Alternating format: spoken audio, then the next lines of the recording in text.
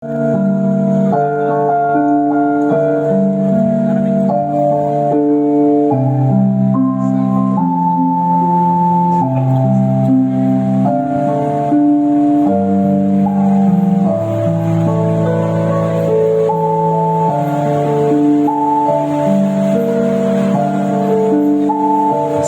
Potina ng Samaria, sa pangangalaga ni Angelita Villaroman Valte at pamilya.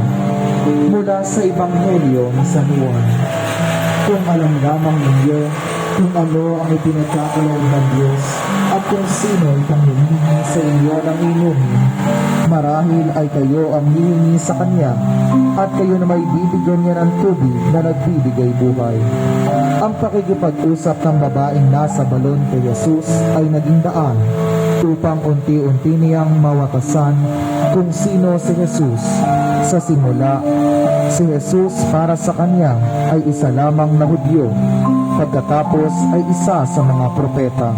At sa bandang huli, naunawaan niya na si Jesus ang Mesiyas, ang tubig na nagbibigay ng buhay na walang hanggan.